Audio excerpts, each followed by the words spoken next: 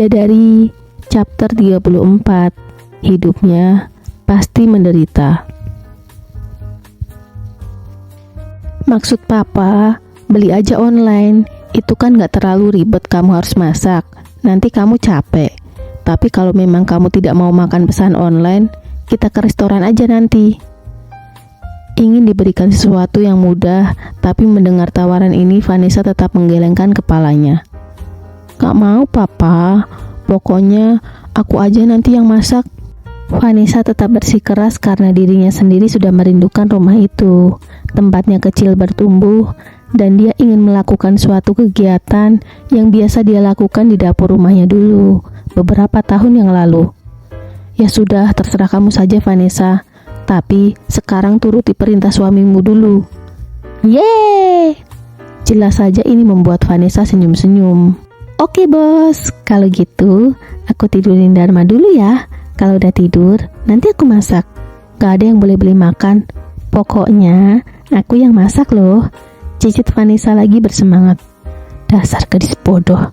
Dikasih enak tak perlu repot-repot dengan minyak dan segala macam hal di dapur yang bisa membuat tangannya terluka, malah memilih tetap masak. Heis, beginilah kalau hidup tidak dengan wanita dewasa. Mereka tidak tahu bagaimana harus memprioritaskan waktu dan hidup mereka.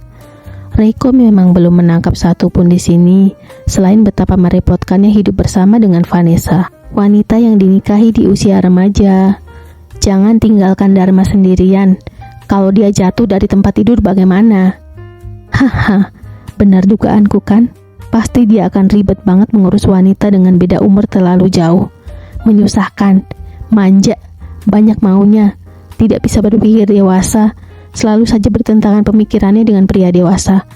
Hanya akan merepotkan diri sendiri. Cih, lagi-lagi Reiko sangat yakin sekali di dalam dirinya kalau sebetulnya suami Vanessa menurutnya tidak akan pernah bahagia seutuhnya dengan Vanessa. Hal ini karena Rehan tidak terima kalau Vanessa di dapur, sedangkan anaknya sendirian di kamar. Sungguh menggelikan bagi Reiko. Ya udah kalau gitu, Bang Re jagain dong anak kita di kamar, biar aku masak. Vanessa, tidak bisa. Namun sebelum Rehan menjawab, Hartono memotong. Rehan, mata Hartono kini menatap serius pada menantunya. Kebetulan sekali kamu ada di sini. Papa bisa mengajakmu bicara dulu sebentar di sini. Tapi sayangnya Hartono mulai kepikiran sesuatu yang lain, yang membuat Rehan pun mengangguk. Meski bingung apa yang mau dibicarakan oleh mertuanya itu, dan ini juga menarik untuk Reiko. Kenapa Pak Le-nya mau Rehan ada bersama dengan mereka? Reiko belum kepikiran juga apa maunya Hartono. Kita beli aja makannya nih Say. Kamu jaga Dharma aja di kamar.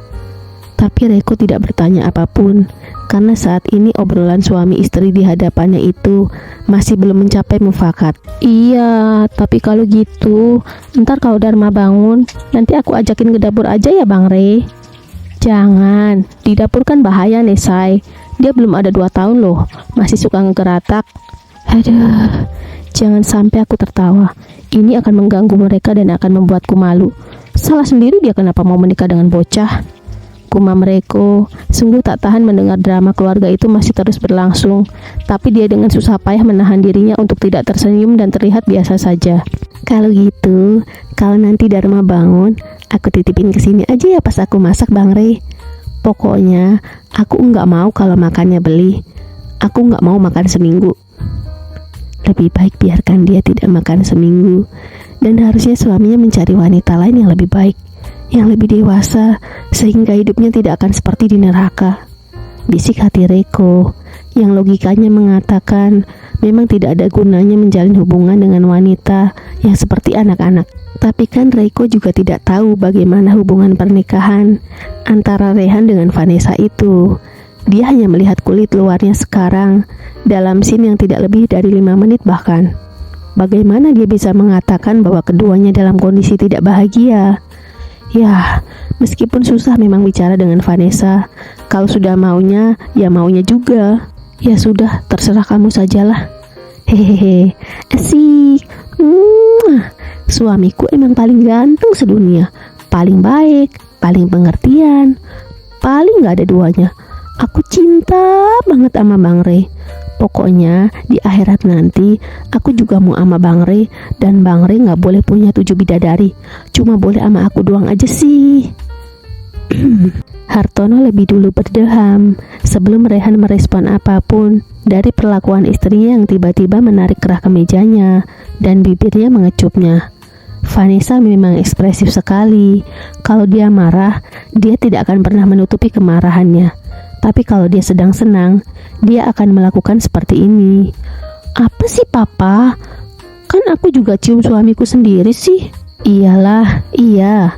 Hartono hanya geleng-geleng kepala saja melihat anaknya, dan dia tidak bicara lagi, hanya menatap Rehan di saat pria itu tentu saja tersenyum. Emosinya agak sedikit meleleh ketika Vanessa melakukan hal itu. Bagaimana dia mengecup suaminya di depan pria yang tadi baru saja disebut oleh Vanessa sangat tampan. Bagaimana hati Rehan tidak senang. Maaf papa, aku terlalu memanjakannya. Cih. Vanessa mau komplain, tapi jari telunjuk Rehan sudah ada di bibirnya. Ke kamar bawa Dharma. Bang Re, tapi aku mau beli donat dulu ya. Beli donat? Bocah, benar-benar memang bocah. Dia sangat ekspresif sekali. Tak mengertilah aku. Bagaimana hubungan rumah tangga mereka sih? Aku sehari saja melihat seperti ini kepalaku pening. Bisik hati Reko lagi ketika dia melihat sajian di hadapannya. Sesaat tadi memang Reko sedikit terkesima. Bagaimana Vanessa memuji dan mengatakan semua kata-kata itu pada suaminya saat dirinya bahagia. Tapi tetap saja saat ini dia kembali melihat bocah. Apalagi ketika Vanessa mengangguk-angguk seperti seorang anak yang sangat senang sekali dibelikan donat. Iya, beli donat Bang Re. Donat yang aku beli sebelum kita berangkat ke Amerika itu loh. Vanessa mengingatkan tentang kejadian di hari di mana dia akan berangkat ke Amerika. Di kafe yang biasa aku suka beli itu loh. Vanessa menambahkan lagi. Kafe yang ownernya itu cantik banget sih. Tias Coffee itu, yang ada donat bulat. Mesai, memang kapan ada donat bentuknya kotak? Ih, Bang Ri gak lucu ih. Vanessa yang merasa ucapannya dipotong langsung mencembungkan pipinya protes. Masuk kamar sana. Pokoknya sampai kamar aku mau order donat dulu di sana. Aku udah lama banget nggak ke Indonesia dan aku udah kangen banget sama donat itu loh. Sambil ngeloyor pergi, Vanessa terus bicara. Dia tidak peduli dengan koper yang masih ada di mobil. Yang penting sekarang dia bisa membawa anaknya ke lantai atas menidurkan dulu, lalu mengambil handphone di tas yang dari tadi ada di bahunya. Order makanan sesuai yang tadi dikatakannya. Dan melihat istrinya pergi, Rehan hanya geleng-geleng kepala. Lelah juga dia sebenarnya setelah perjalanan cukup jauh dari Los Angeles ke Jakarta. Tapi saat ini memang dia belum bisa istirahat. Apalagi sepertinya Hartono memang ingin bicara dengannya. Makanya suami Vanessa itu pun memilih untuk duduk di sofa. Aku minta maaf padamu, Rey. Anakku sepertinya belum juga dewasa. Di saat yang bersamaan, Hartono juga mengucapkan kalimat itu yang membuat Rehan menggelengkan pelan kepalanya. Gak ada yang perlu dimaafkan, Papa. Mungkin aku saja yang belum bisa menerapkan hanganti di pernikahan kami. Ternyata dia mengerti juga tentang caturweda. Reiko sedikit takjub soal ini, karena dia berpikir hanya keluarganya sajalah yang jadul. Bagaimana seseorang yang berpemikiran maju seperti Rehan dan terlihat bukan sosok laki-laki biasa juga menerapkan itu dalam rumah tangganya. Apa papi mau menceritakan tentang itu, Rey? Iya, Papa. Papi bilang ada 4 petuah caturweda yang harus dipegang sebagai pondasi penting dalam rumah tangga. Dan papi juga bilang, dulu papa yang mengajarkannya ketika dia baru menikah dengan Mami Salimah. Ah, itu. Hartono pun kembali senyum-senyum. Aku sebenarnya hanya sharing saja karena Romo dulu selalu menerapkan itu dan selalu mengingatkan anak-anaknya. Karena kami laki-laki harus selalu memegang teguh itu. Saat aku masih kecil sekali, hampir setiap hari dia memperingatkan kami untuk menjadi pria yang bertanggung jawab pada wanita. Dan karena waktu itu papa belum menikah, makanya menceritakan ini pada teman kuliah papa kan. Hartono pun kembali mengangguk pelan. Papimu dan mamimu Salimah itu kan memang menikah lebih dulu saat kami masih duduk di bangku kuliah. Makanya aku mengingatkannya supaya tidak melakukan sesuatu yang buruk dalam rumah tangganya. Manusia itu tempatnya lupa dan salah kan. Dan sebagai sesama manusia, kita harus saling mengingatkan, bukan? Perjodohan. Teman lama yang menjodohkan anak-anaknya. Ya, nasibnya tidak jauh dariku. Tapi bedanya, dia bisa mencintai wanita yang dijodohkannya itu, sementara aku tidak. Riko tidak melihat satupun hal yang positif di sini tentang ikatan rumah tangga dan pesan-pesan bagaimana mengarunginya. Tapi dia menitik beratkan pada hubungan persahabatan antara Hartono dengan ayah dari Rehan Dharma Aji.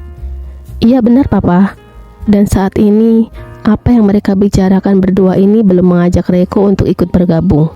Tapi tetap saja, papa minta maaf karena Vanessa belum bisa menjadi seseorang yang seharusnya sudah dewasa. Aku mencintainya apa adanya papa. Sedikit menyebalkan kadang-kadang. Tapi dia ada manis-manisnya juga. Dia adalah bagian dari hidupku sekarang. Dan dia adalah kehormatanku. Otaknya ada di mana? Dia bisa jatuh cinta pada wanita berantakan begitu.